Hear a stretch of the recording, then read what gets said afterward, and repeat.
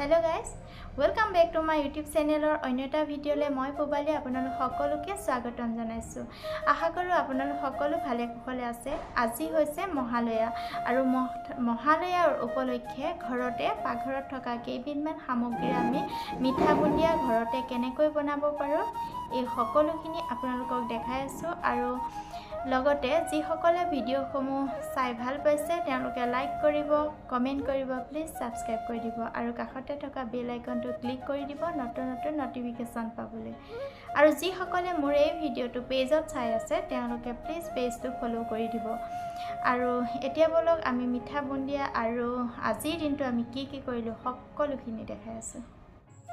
প্ৰথমে মই এটা বাটি লৈ লৈছো। বাটিটোত মই এতিয়া বেসনখিনি চালি লম কাৰণ বেসনখিনি যদিও চলা থাকে তথাপিও গোটা গোটা এটা হৈ থাকে সেইখিনি মই এতিয়া ধুনীয়াকৈ বেসনখিনি চালি লম। বেসনখিনি মোৰ চালি হৈ গ'ল, তাতে অকণমান বেকিং সোডা দি দিছো তেতিয়া বুন্দিয়াগিটা বেছি ধুনীয়া হয়। এতিয়া মই তাত আৰু অকণমান ৰিফাইন তেল দি দিছো, ঘিউ দিব পাৰি। মই ৰিফাইন তেল দিছো। এতিয়া মই হেতাখনেৰে এনে ধৰণে লৰাই যাম, অলপকৈ পানী দি যাম। এয়া দেখিছেনে বাটিটোৰ আধা বাটি লৈ লৈছো, লৈ এতিয়া কম পৰিমাণে দি যাম। দি এনেকৈ লৰাই যাম, কিন্তু হেতাৰখনে লৰালে মোৰ সুবিধা নহ'ব, সেয়ে অকণমান হাতেৰে মুঠি ল'ব লাগিব।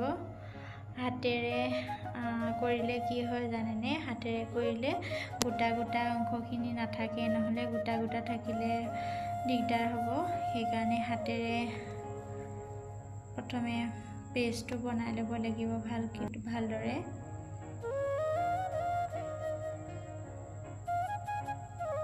হাতেৰে কৰি হৈ গ'ল। এতিয়া আকৌ মই হেতাৰখনেৰে আকৌ অকণমান পানী দি এনেকৈ পেষ্টটো বুন্দিয়াৰ কাৰণে যিটো পেষ্ট বনাইছো সেইটো ৰেডি কৰি লৈছো। একদম খুব ধুনীয়া হৈছে আৰু এইখিনি 10 মিনিটৰ কাৰণে মই ৰাখি। এতিয়া মই চেনি চিৰাপটো বনাবৰ কাৰণে এক বাটি চেনি লৈছো। এক বাটি চেনি লৈ আৰু এতিয়া মই সেই বাটিটোৰ জোখেৰে আধা বাটি পানী ল'ম। এই আধা বাটি পানী লৈ ইয়াতে দি এইখিনি গলিবলৈ দিব লাগিব।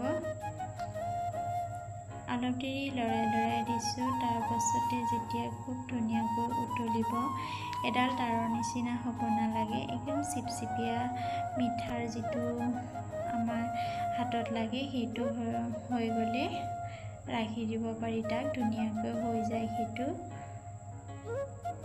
এতিয়া মোৰ এইখিনি হৈ গ'ল, অলপ ঠাণ্ডা হ'বৰ কাৰণে ৰাখি থ'ম। আৰু এইফালে পেষ্টটো মোৰ বাটি এটাত লৈ লৈছো কাৰণ দুটা কালাৰ বনাম। ইয়াত মই ফুড কালাৰ ব্যৱহাৰ কৰিম আৰু বাকী থকাখিনি মই অকণমান হালধি ব্যৱহাৰ কৰিম। ইয়াতে ফুড কালাৰ দি ল'লো। ফুড কালাৰ দি এইখিনি মিক্স কৰি ল'ম।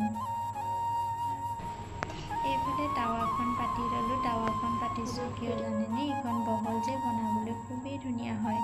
আৰু এইফালে মই জালনা হেতাখন দি এনেকৈ দি দিছো, ইমান ধুনীয়াকৈ ফুলি উঠিছে চাওকচোন।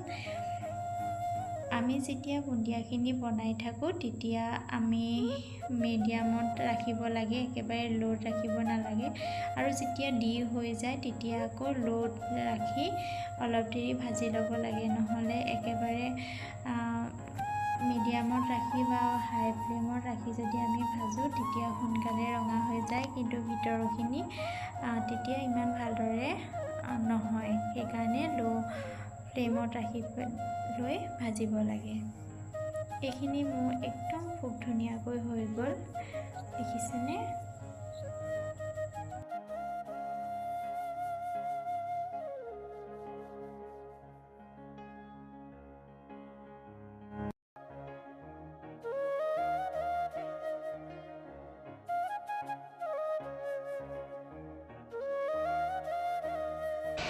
হেতাখন আমি বাৰে ধুই ল'ব লাগে দিয়াৰ আগত।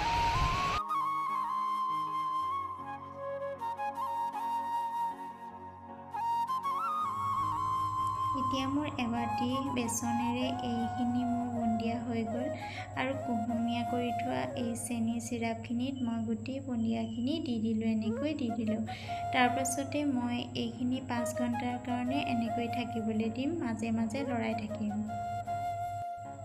এতিয়া এখন কাবেলি বুটৰ তৰকাৰী বনাম, সেইকাৰণে কাবেলি বুট, আলু, পিঁয়াজ আৰু নিমখ, কেইটামান মচুৰ দালি দি এইখিনি চিটি মাৰিবলৈ দিম আৰু লুচিখিনিও এনেকৈ বেলি ল'লোঁ। বেলি লৈ লুচিখিনি ভাজি ল'ম।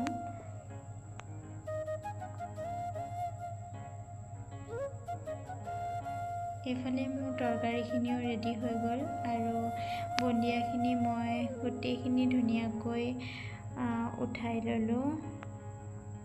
চেনি চিৰাপৰ পৰা উঠাই লোৱাৰ পিছত চাওকচোন, মোৰ যে খুব ভাল লাগিছে আৰু খাবলৈও ইমান টেষ্টি হৈছে নহয়।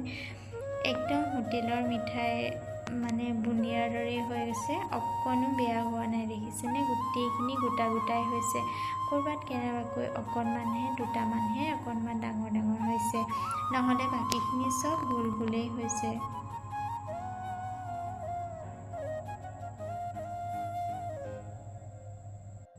এইখিনি ৰেডি হোৱাৰ পাছত এতিয়া গা পা ধুই সন্ধিয়া হোৱাৰ লগে লগে এগছি বন্তি গেটৰ মুখত আৰু গোসাঁই ঠাইত লগাই ল'লোঁ। তাৰপাছতে আমি চাহকাপ খাবৰ বাবে এনেকৈ ৰেডি কৰি ল'লোঁ। আৰু আপোনালোকেও বনাই চাবচোন বুন্দিয়াখিনি, মিঠা বুন্দিয়া বহুত ধুনীয়া হয় খাবলৈ। অন্য এটা ভিডিঅ'ত সকলোকে লগ পোৱাৰ আশাৰে আজিলৈ বা